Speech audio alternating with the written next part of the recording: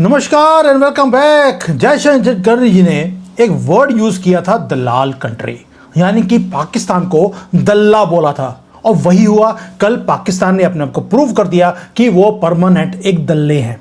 दूसरा, मैंने भी कुछ बोला था कि कुछ भी हो जाए, आप ये गंदी कौम जो है मुसलमानों की, आप इसके ऊपर आप कभी भी विश्वास नहीं कर सकते। कल कतर ने, ईरान ने, पाकिस्तान ने, इन सब ने दिखा दिया कि आप इन मुसलमानों के ऊपर आप विश्वास नहीं कर सकते। और जो कुछ कल स्विट्जरलैंड में हुआ बहुत ही इंटरेस्टिंग हुआ, आपको मजा आ जाएगा आज सुनकर इनकी असलियत।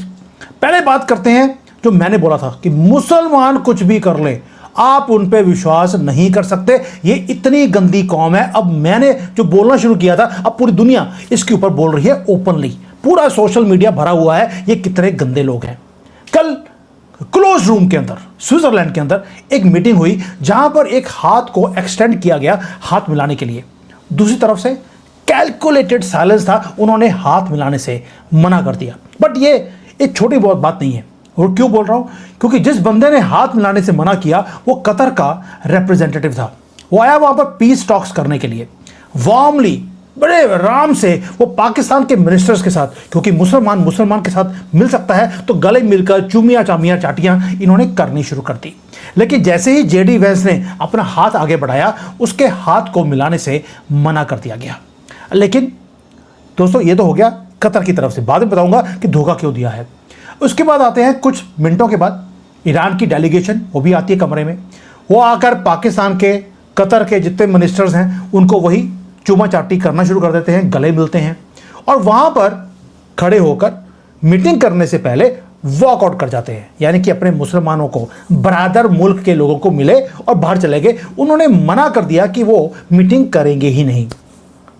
इसी वक्त, ये कब की बात है, जब ये सब कुछ हुआ तो डोनाल्ड ट्रंप ने टेलीविजन के ऊपर आकर क्या बोला कि अगर तुम नहीं सुधरे तो तुम्हें नक्शे से मैं खत्म कर दूंगा। अभी मैं सिर्फ अपनी पेशेंस मैं यूज कर रहा हूं तुम्हारे खिलाफ।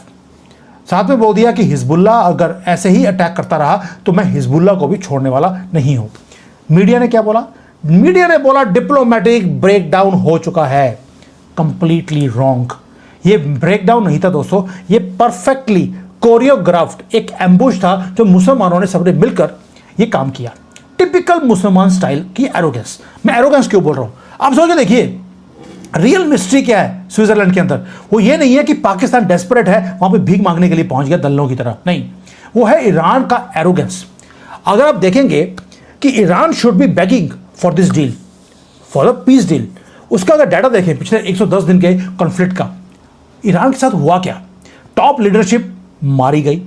IRGC ऑलरेडी 10-20 हजार इनके सोल्जर्स मारे जा चुके हैं। खमेनी खत्म हो गया।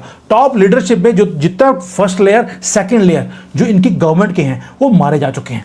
2-4 कॉकरोच रह गए, बाकी सारे लुल्ला को प्यारे हो गए। जो इनकी एयरफोर्स है वो खत्म हो चुकी है। नेवी सारी की सारी समंदर के नीचे वो डुबकी लगाई हुई है, वो सारी खत्म हो चुकी है। एयर डिफेंस सिस्टम जीरो है। 85% बैलिस्टिक मिसाइल्स का जो स्टॉक था वो खत्म हो चुका है।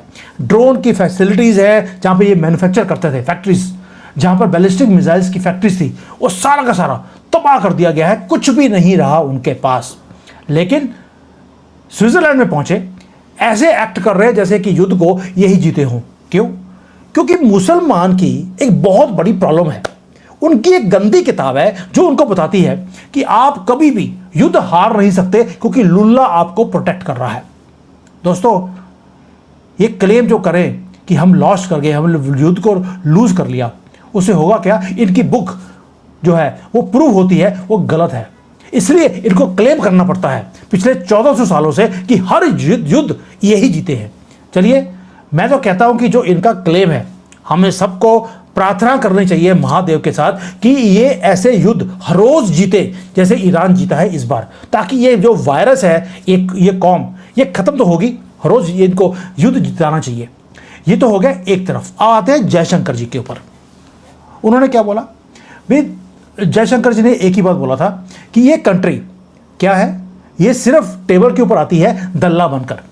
दोस्तों, ये कंट्री पाकिस्तान टेबल पे आ गई स्विट्जरलैंड के अंदर, किसी ने बुलाया नहीं कि तुम पहुंचो, ये अपना पहुंच गए वहां पर पूरा नया सूट डालकर। वो क्यों? जीरो लीवरेज है, ना वॉशिंगटन के ऊपर कोई कंट्रोल है और ना ही इनका कोई कंट्रोल तेहरान के ऊपर है, जो तेहरान के अंदर बची कुची गवर्नमेंट है। पाकिस्तानी डेलीगेशन पूरा पहुंच गई वहां पर स्विट्जरलैंड के अंदर। गोल क्या था? मिडिल मैन का काम ये करने की कोशिश कर रहे थे। अब जो जियोपॉलिटिक्स के कॉरिडोर्स हैं वहां पर मिडिल मैन जो होता है ना, ये जो ब्रोकर करते हैं, इसको दल्ला बोलते हैं। ये ऑफिशियल लैंग्वेज है, ये दल्ला स्टेट है। ये अपने आप को पोजीशन कर रहा था पाकिस्तान कि मैं बहुत बड़ा एक ब्रिज क्रिएट कर रहा हूं यूएसए और ईरान के बीच में। इनको था कि अगर ये पीस डील साइन हो जाती है, ये आगे चलती है, तो वॉशिंगटन इनके ऊपर इतना मेहरबान होगा कि इनको फाइनेंशियल लाइफलाइन वहां से मिल जाएगी। यानी कि एक और जो फाइनेंशियल भीख मिलती है इनको आईएमएफ से, कहीं और से, वो मिलनी शुरू होगी। तो ये अपने द्वारा से पैसों को लेकर ये कुछ ना कुछ कर लेंगे कंट्री को चलाने के लिए। बट प्लान पूरा हो गया बैकफायर। वो कैसे? प्राइम मिनिस्टर इनका पाकिस्तान का सो कॉल्ड शरीफ, जो शरीफ नहीं है, जैसे ही उसने रियलाइज किया कि ईरान की कोई इंटेंशन ही नहीं है इसको डील को साइन करने के लिए, ना ही वो जेडी वेंस की टर्म्स के सामने वो झुकने के लिए तैयार है, उसके शक्ल के ऊपर जो मातम छाया है, इट वॉज, बल्कि 2-3 मिनट तो उसकी आंखें और मुंह खुला रह गया। उसको ये समझ नहीं आया अब मैं करूंगा क्या। रीजन क्या था? उसको ये लग रहा था अब मैं वापस कैसे जाऊंगा घर में, क्योंकि जितने पैसे थे वो फ्लाइट बुक करके वहां स्विट्जरलैंड में तो पहुंच गए, अब वापस जाने के पैसे नहीं है, पैसे खत्म हो चुके हैं। दोस्तों, इन्वेस्टमेंट करी इन्होंने of coming to Switzerland, expensive flights लेकर ये वहां पहुंचे हैं और वो अब फोर्स किया जा रहा है पाकिस्तान को to fly back. Empty pockets, empty hands, zero brokerage fees. इनको दल्लों को जो फीस मिलती है डील होने के बाद, वो फीस नहीं मिलने वाली है। ये है प्रॉब्लम जो जयशंकर जी बोला था, दल्ले स्टेट एंड में दल्ले ही रहेंगे और बाद में मुंह का मुंह भी काला इनको करना पड़ेगा। और पाकिस्तान को फेवर कौन कर रहा है आजकल? इंडियन मीडिया और कांग्रेस पार्टी, जो रोज क्या बोलती है, पाकिस्तान की लीवरेज देखिए कितना उसका जो स्टेटस है वो बढ़ गया है। भिखारी का स्टेटस कब से बढ़ने लग गया? ये सिर्फ कांग्रेस और इंडियन बिका हुआ मीडिया, इनके दिमाग में जो स्टेटस है वो पाकिस्तान को बड़ा अच्छा लगता है इनको। लेकिन मोदी जी ने जाकर G7 में अपना कमाल किया, फ्रांस के साथ डील्स कर ली, वो नहीं दिखती, वो कमाल नहीं दिखता इनको। भिखारी स्टेट पाकिस्तान का कमाल दिखता है, जो खाली हाथ वापस चला गया। अब आते हैं कतर के ऊपर। मैंने पहले बोला था एक चीज, जयशंकर जी ने जो बोला वो भी सच हो गया, दल्ला कंट्री। और जो मैंने बोला था आपको कि मुसलमान के ऊपर आप विश्वास नहीं कर सकते, अब आते हैं कतर के ऊपर। वो दिखाता हूं कि कतर कैसे डबल प्ले कर रहा है, जो मुसलमान की फितरत है। कतर भी आया वहां पर, ultimate master of geopolitical double game. आपको मालूम है रिसेंटली कतर ने क्या किया? कतर ने हेडलाइंस बनाई कि उन्होंने एक गिफ्ट कर दिया एक luxury Boeing to Donald Trump. Clear move कि लेट रहे हैं डोनाल्ड ट्रंप के सामने ताकि फेवर्स मिल जाएंगी व्हाइट हाउस से। लेकिन दूसरी तरफ क्या हो रहा है? इनका रिप्रेजेंटेटिव कतर का वो पहुंचता है स्विट्जरलैंड में पीस डील को डिस्कस करने के लिए और डिलीवर करता है एक massive public snub to JD Vance. भाई, आपको अगर एक तरफ तो पैरों में लेट रहे हो और दूसरी तरफ आपने जेडी वेंस की गर्दन पकड़ ली, आप दोनों तरफ क्यों खेल रहे हो? क्योंकि कतर को पता है कि यूएसए को मेडिएशन चैनल्स की जरूरत है। मुसलमान हमेशा देखता है आपकी जरूरत कितनी है। जब ये वहां पर सारे मुसलमान इकट्ठे थे, जेडी वेंस अकेला एक क्रिश्चियन वहां पे खड़ा था, उसके ऊपर हावी होने की कोशिश करी, स्नब किया वेंस को। जबकि वहां पर जब पाकिस्तान के जो डेलीगेट्स खड़े हैं, वहां पे ईरान के डेलीगेट्स हैं, उसके साथ तो गले मिल रहे हैं। एक क्लियर मैसेज वो मिडिल ईस्ट को देने की कोशिश की गई और अमेरिका को देने की कोशिश करी। अमेरिका को बोला आपको मेरी ज़रूरत है इस वक्त, इसलिए आपको झुकना पड़ेगा। और मिडिल ईस्ट को बोल दिया कि भाई हम अमेरिका से प्लेन खरीद भी रहे हैं, उनको गिफ्ट भी कर रहे हैं, लेकिन इसका मतलब ये नहीं है कि हम अमेरिका से हम ऑर्डर्स लेंगे। हम तो मुसलमान कंट्रियों के साथ हैं, असीदी उम्मा तो तुझसे भी उम्मा। इसलिए ये डिज़ाइन किया गया था सारा कुछ अपना इन्फ्लुएंस को अमेरिका के ऊपर और अपने इस उम्मा रीजन के अंदर इन्फ्लुएंस को इंक्रीज करने के लिए, प्रूव करने के लिए कि ये थिएटर है। फैक्ट्स जो है वो यही है कि हम मुसलमानों की ही फेवर करेंगे, क्रिश्चियंस की कभी फेवर हम कर नहीं सकते। Clear message to the world. तभी बोल रहा हूं, कतर ने कल प्रूव कर दिया आप कुछ भी कर लीजिए, जाके जफ्फियां डाल लीजिए मोदी जी, ये अल्टीमेटली मुसलमान ही रहने वाले हैं, ये आपके साथ नहीं रहेंगे। अब इल्यूजन की बात करते हैं। मीडिया ने पैनिक दिखाना शुरू कर दिया। जैसे ही ईरान ने मीटिंग से बाहर निकला, मीडिया ने बोलना शुरू कर दिया वर्ल्ड वॉर 3 दोबारा से शुरू हो गया, हॉर्मुज़ फिर बंद हो जाएगा। लेकिन अब टाइमलाइन के ऊपर क्लोजली वॉच कीजिए। दिन में कैमरा जब था उसके दिखाया गया कि ये वॉकआउट कर गए, लेकिन जैसे ही रात हुई, ईरानियन डेलीगेशन नेगोशिएशन टेबल के ऊपर बैठी हुई थी। जेडी वैंस ने सडनली रिपोर्ट भी किया कि जो प्रोग्रेस है वो बहुत ज़्यादा great progress has been achieved. जो यूएन के जो न्यूक्लियर इंस्पेक्टर्स हैं उसको परमिशन दे दिया गया कि वो ईरान में जाकर जो न्यूक्लियर फैसिलिटीज़ हैं उसकी इंस्पेक्शन कर सकते हैं और वहाँ से वो सारा का सारा यूरेनियम वो बाहर निकाल सकते हैं। वहाँ पे टेबल पे बोल दिया कि यस आपको परमिशन है, आप यूरेनियम को ले जाइए। और टीवी के ऊपर आके क्या बोल रहा है ईरान, हमने ऐसी कोई बात बोली नहीं, हमने बोला ही नहीं कि यूनाइटेड नेशंस को आप अपने इंस्पेक्टर को भेज देना। दोस्तों, जो वॉकआउट दिखाया गया था वो है मुसलमान का स्टाइल, कि जो ये थिएटर जो नेगोशिएशन का थिएटर, उसमें माहिर हैं ये लोग। ईरान क्या दिखाना जो चाहता था, वो दिखाना चाहता है पूरे के पूरे मुसलमान वर्ल्ड को, और जो इसका हिजबुल्लाह है, हाउतीज़ और ये सारे जो प्रॉक्सीज हैं, इसको दिखाना चाहता है कि वो डोनाल्ड ट्रंप की जो बुली करने का स्टाइल है उसके सामने वो झुकेंगे नहीं। भाई आफ्टर ऑल झुके तो है नहीं कैमरे के सामने। जैसे ही कैमरा बंद हुआ उसके बाद क्या हुआ, रियल ट्रांजैक्शन शुरू कर दिया। यानी कि मुसलमान क्या करता है, जैसे ही कैमरा देखा तो शेर, कैमरा ऑफ हुआ तो वहीं पे ढेर। दोस्तों, कदमों में लेटना शुरू कर दिया ईरान ने वहां पे बैठकर, और हर चीज को मानने के बाद फिर मना कर दिया। कैमरा जैसे ही ऑन हुआ कि क्या हुआ मीटिंग में, तो बोलते हैं कि असी तक कुछ मनिया ही नहीं।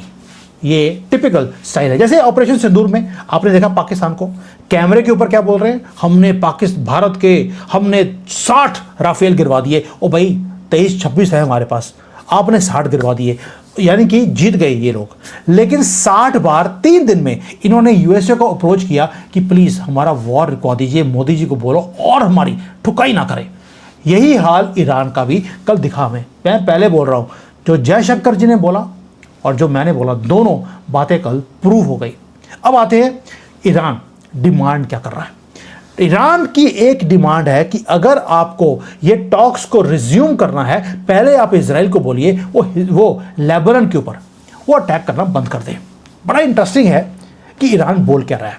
लेबनान नहीं बोल रहा कि मेरी ठुकाई बंद कीजिए, ईरान बोल रहा है आप लेबनान की पहले ठुकाई बंद कीजिए, उसके बाद मैं आपकी बात सुनने को तैयार हूं। अब लड़ाई क्या है, लेबनान की और इजराइल की लड़ाई ये है कि हिजबुल्लाह बार बार वो इजराइल के ऊपर वो मिसाइल ठोक रहा है आज भी, और इजराइल अपने आप को बचाने के लिए वो जवाबी वो कार्रवाई कर रहा है। ईरान क्या बोल रहा है, ईरान ये बोल रहा है हिजबुल्लाह मिसाइल फेंक रहा है, उसको फेंकने दीजिए, हम उसको मना लेंगे, लेकिन आप इजराइल को बोलिए कि वो रिटेलिएट नहीं करेगा। भाई टिपिकल मुसलमान की गंदगी, इनकी जो गंदी किताब है वो इनको बताती है कि आप जाकर किसी को भी हिट कर सकते हैं, लेकिन सामने वाला आपको हिट नहीं करेगा, मैं आपको प्रोटेक्शन दूंगा। अब ये बोल क्या रहे हैं, इजराइल जो लेबनान में जाकर हिजबुल्लाह के जानवरों को मार रहा है, ये तो ह्यूमन राइट्स की वायलेशन है, वहां पर लेडीज और बच्चे मारे जा रहे हैं।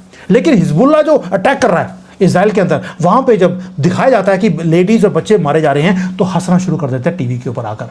दोस्तों, दरिंदगी इनके कोर में, इनके खून में वो बैठी हुई है, और वर्ल्ड ने रियलाइज करना शुरू कर दिया। अब तो पूरी दुनिया ओपनली बोलती है, इनको निकालो, दफा करो यहां से। मोदी जी, 30 करोड़ जिहादी बैठे भारत में, इनको जब तक आप बाहर नहीं निकालेंगे, ये गंदगी देश से साफ नहीं होगी। आपको इजराइल और चाइना स्टाइल में आपको दरिंदगी इसकी खत्म करनी पड़ेगी, और तभी ये सीधे होंगे, क्योंकि इनकी पाकिस्तानियत जो है, गंदगी दरिंदगी, वो आप इस तरह से सबके साथ के साथ आप ठीक नहीं कर सकते। दोस्तों, ये जो सारा मुद्दा मैंने बताया आपको, ये मैटर क्यों करता है? मैटर ये करता है कि एक तो ये है कि आपको पता लग गया, आप विश्वास नहीं कर सकते, अभी भी सिख और हिंदू इनके ऊपर विश्वास करता रह रहा है। दूसरा एक और है, जो कुछ स्विट्जरलैंड में हुआ, एक थ्योरेटिकल ड्रामा, उसके रियल कॉन्सिक्वेंसेस वो आपकी जेब के ऊपर है। अगर ये डील नहीं होती, वॉर दोबारा से रिज्यूम होता है, तो हिजबुल ये क्या करेंगे, ये आकर दोबारा से ये स्ट्रेट ऑफ हॉर्मुज़ को ये बंद कर देंगे, उससे तेल का प्राइस बढ़ेगा, तो आपकी हर चीज़ वो महंगी हो जाएगी, रुपी क्रैश होना शुरू हो जाएगा, स्टॉक मार्केट भी क्रैश वो होनी शुरू हो जाएगी। तो इसलिए ये हॉस्टेज बनाने की कोशिश कर रहे हैं। अब जब जब इनका युद्ध हुआ, तब तक तो हमारे जो इंडियन ऑयल की जो कंपनीज हैं, जैसे इंडियन ऑयल मार्केटिंग कंपनीज है, HPCL है, IOC है, BPCL है, इनके शेयर्स इमीडिएटली वो गिरने शुरू हो जाते हैं। RBI अपने रेट्स को कट नहीं कर पाता, जिसके कारण हमारी लैंडिंग कॉस्ट है वो बढ़ जाती है, हमारी मैन्युफैक्चरिंग कॉस्ट वो बढ़ जाती है। अब जो मिडल ईस्ट है, अब मिडल ईस्ट की क्राइसिस को एक सिंपल एक डिप्लोमेसी या अलायंसेज या उम्मा के जो इनका जो एक नारा है उसके थ्रू मत देखिए। आपको देखना पड़ेगा एक ही पूरा कमरा सिर्फ डिप्लोमेट से भरा नहीं हुआ, एक्टर से भरा हुआ है। ये सब एक्टिंग कर रहे हैं कैमरा के सामने और पीछे कुछ और है। पाकिस्तान वहां पे क्यों आया? भीख लेने के लिए। कतर क्यों आया? वो शो ऑफ करने के लिए 80 इंडिपेंडेंट। वैसे एक प्लेन, मिलियंस ऑफ डॉलर्स का प्लेन अमेरिका को दान कर दिया और यहां पे दिखा रहे हैं 80 इंडिपेंडेंट हैं। ईरान वहां पे क्यों आया? अपनी वीकनेस को हाइड करने के लिए और दिखाया सामने एरोगेंस, जबकि आधी से ज्यादा कंट्री का सारा कुछ तबाह हो चुका है। और अमेरिका वहां पे आया अपनी टर्म्स को डिक्टेट करने के लिए। हर आदमी एक एक्टिंग का काम वो वहां पे कर रहे थे, डिक्टेट कर रहे हैं टर्म्स को, जिसको वो एनफोर्स कर नहीं पा रहे, ना ईरान के ऊपर, ना कतर के ऊपर और ना ही पाकिस्तान के ऊपर। दोस्तों, जो सीज फायर है वो बहुत पतले धागे के साथ वो बंधा हुआ है। ये धागा कभी भी टूट सकता है। डील अभी भी बियरली अलाइव है, जो इन्होंने डोनाल्ड ट्रंप ने और ईरान ने जो साइन करी थी 17 जून को। क्वेश्चन ये नहीं है कि ये थिएटर था स्विट्जरलैंड के अंदर जहाँ पे सारे एक्टर्स प्ले कर रहे थे, ये बंद होगा कि नहीं होगा। वो ये है कि आपका जो पोर्टफोलियो है क्या वो रेडी है, क्योंकि ये कर्टन कभी भी गिर सकता है, कभी भी वॉर वो शुरू हो सकती है। क्या आप रेडी हैं? क्या आपने अपने फ्यूचर को सिक्योर किया हुआ है? क्योंकि अब आपको वॉच क्या करना है? अब वॉच करना है कि US डॉलर वर्सेस रुपी का रेट वो बढ़ेगा या कम होगा। हम 94-95 के ऊपर है, क्या ये 96-97 पे जाता है या नीचे आता है? अगर इसने नीचे आना शुरू कर दिया, इसका मतलब है मनी को पता लग गया अब ये युद्ध रुकेगा। अगर इसने बढ़ना शुरू कर दिया, आपको न्यूज सुनने की जरूरत नहीं है, आप फॉलो द मनी कीजिए, आपको पता लग जाएगा कि आगे जाकर युद्ध रुकना है या चलना है। दोस्तों, जब भी हैंडशेक होगा या नहीं होगा यूरोप में, स्विट्जरलैंड में बैठकर, आपके पेट्रोल के बिल से आपको पता लग जाएगा कि डील साइन हो गई या नहीं होगी। इतना क्लियर और इतना इजी है चीज़ों को देखना जियो पॉलिटिक्स के अंदर। ये जो एक्टर्स जो कर रहे हैं, जो बोल रहे हैं, वो इतना इंपॉर्टेंट नहीं है। ये सिर्फ अपने आप को एक्सपोज कर रहे हैं। ईरान ने, कतर ने और पाकिस्तान ने, यही मुसलमान कंट्री गंदे गंदे, इन्होंने अपने आप को प्रूव कर दिया कि ये दल्ले हैं और इनके ऊपर आप कभी भी विश्वास नहीं कर सकते। और मुझे समझ नहीं आ रही कि डोनाल्ड ट्रंप इतना बड़ा बेवकूफ़ कैसे हो सकता है। 39 टाइम्स डील की बातें हैं, ऑफर्स वो अमेरिका को भेजते रहे और सारी की सारी वो फेक ऑफर्स थी। और अब जो डिमांड रखी है वो ये है कि हिजबुल्लाह को अब राइट दे दीजिए इजराइल के ऊपर अटैक करने का, लेकिन इजराइल वापस अटैक नहीं कर सकता। जैसे पाकिस्तान बोलता है कि हमारे जो उग्रवादी आते हैं वो भारत को अटैक कर सकते हैं, लेकिन अगर हमने जाकर अटैक किया उन उग्रवादियों के ऊपर तो बोलेंगे कश्मीरियों को गोली मार दी। Same language, same system everywhere in 56 मुसलमान कंट्रियां। ये है इनकी असलियत। जय हिंद, वंदे मातरम।